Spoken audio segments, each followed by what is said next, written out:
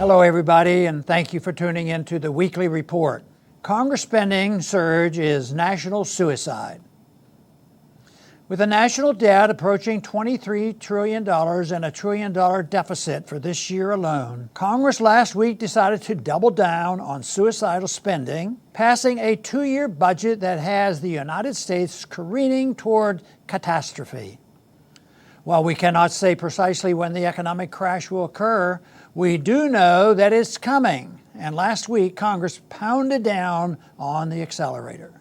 We're told that the U.S. economy has experienced unprecedented growth, while at the same time the Fed is behaving as it does when we are in recession by cutting rates and dodging insults from the president because it's not cutting fast enough. This is not economic policy, it's schizophrenia. But that's only the beginning.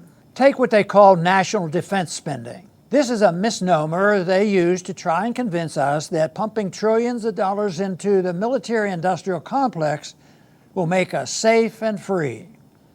Nothing could be further from the truth.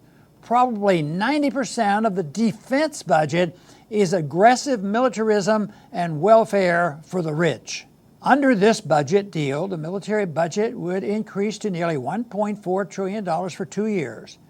Of course, that's only a fraction of real military spending, which is, all told, well over $1 trillion per year. What do we get for this money? Are we safer? Not at all. We are more vulnerable than ever. We spend billions of dollars fighting terrorism in Africa, while terrorism has actually increased since the creation of the U.S. Africa Command. Meanwhile, we continue to spend to maintain our illegal military occupation of a large section of Syria, which benefits terrorist groups seeking to overthrow Assad. We're sending thousands more troops to the Middle East, including basing U.S. troops in Saudi Arabia for the first time since 2003.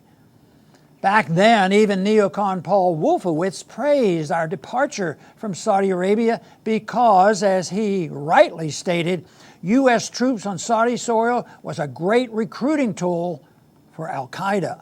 Now, we've pulled out of the Intermediate Range Nuclear Forces Treaty so that we can deploy once forbidden missiles on China's front door. A new arms race with China will mean a new boon for our new Defense Secretary's former colleagues at Raytheon. Senator Rand Paul pronounced the Tea Party dead with the adoption of this budget. He's right, of course, but only when it comes to Congress. Given the opportunity, I still believe a good part of the American people will vote for candidates who promise to rein in the national credit card. President Trump himself ran on a platform of ending deficit spending and even paying off the national debt.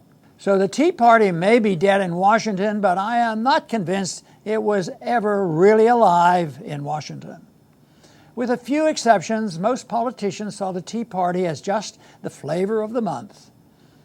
Spending is what keeps Washington alive and keeps the D.C. suburbs rich. They're not about to cut back on their own. But the spending will end. The trillions of dollars thrown down the drain on militarism will end. The only question is whether it will end when we are completely bankrupt and at the mercy of countries we've kicked around for decades, or whether Americans will demand an end to bipartisan addiction to war and spending in Washington. Thanks for listening.